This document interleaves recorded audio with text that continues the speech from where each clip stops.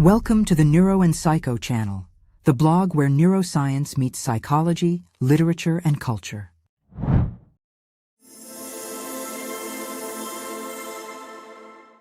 Have you ever tried not to think about something?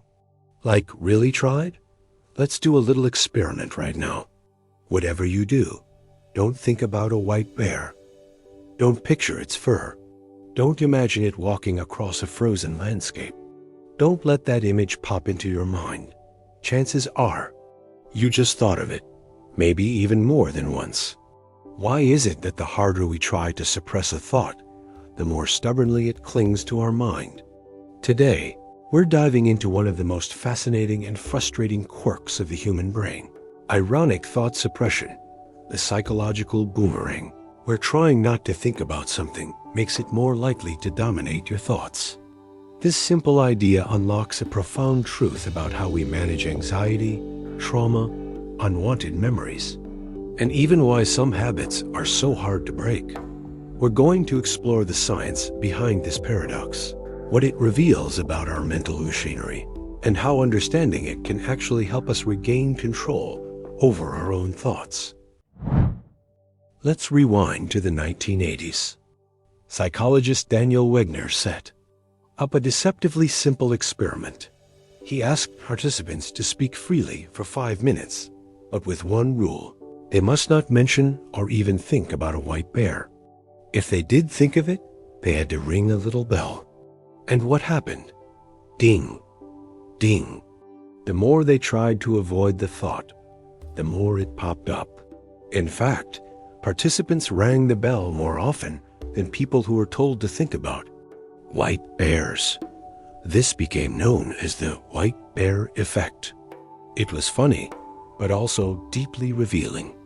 It showed that thought suppression doesn't just fail, it often backfires.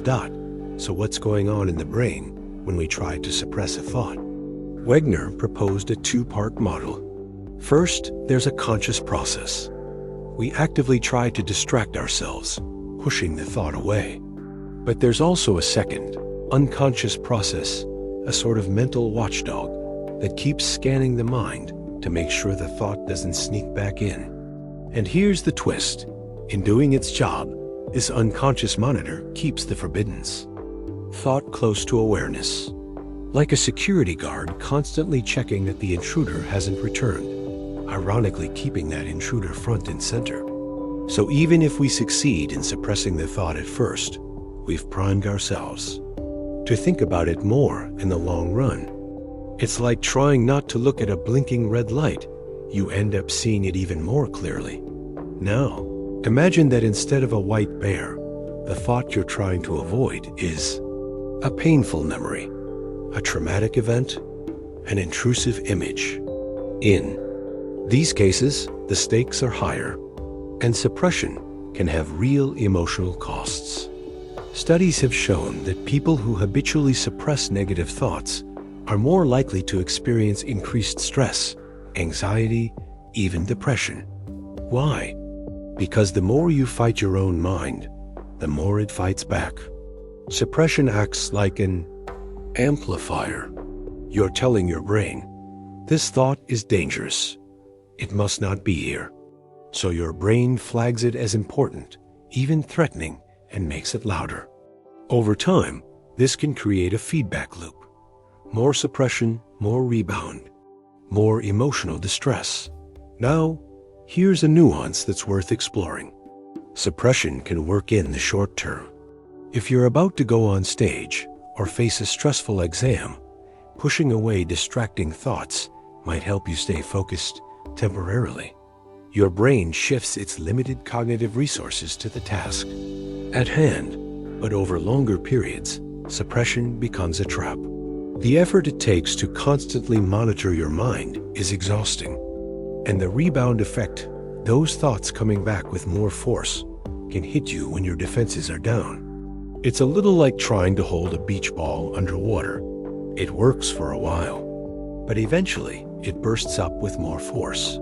If trying not to think about something makes it worse, what's the alternative? One answer lies in a psychological approach called acceptance. Instead of fighting the thought, we acknowledge it. We observe it. We let it come and go without judgment. This is the core of therapies like acceptance and commitment therapy, ACT, and mindfulness-based cognitive therapy. Rather than saying, "I must not think this," you say, "I notice I'm having that thought again." It sounds simple, but it radically shifts your relationship with your mind. You're no longer at war with your thoughts. You're watching them like clouds drifting through the sky, real, but temporary.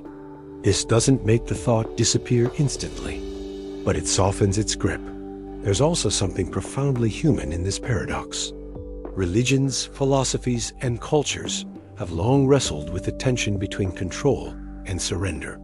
Many traditions suggest that the key to mental peace isn't mastery of thought, but rather detachment from it.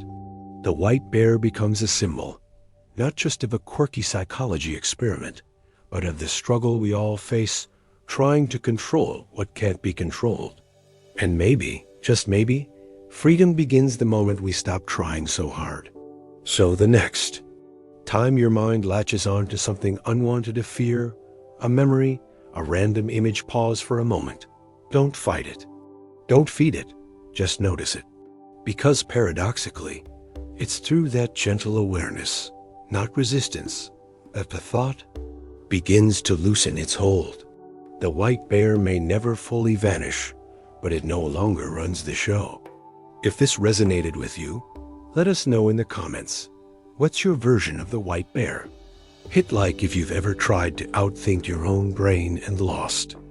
And for a deeper dive into the science and theory behind this paradox, check out the full article at Neuro&Psycho.com. For more articles, visit Neuro&Psycho.com.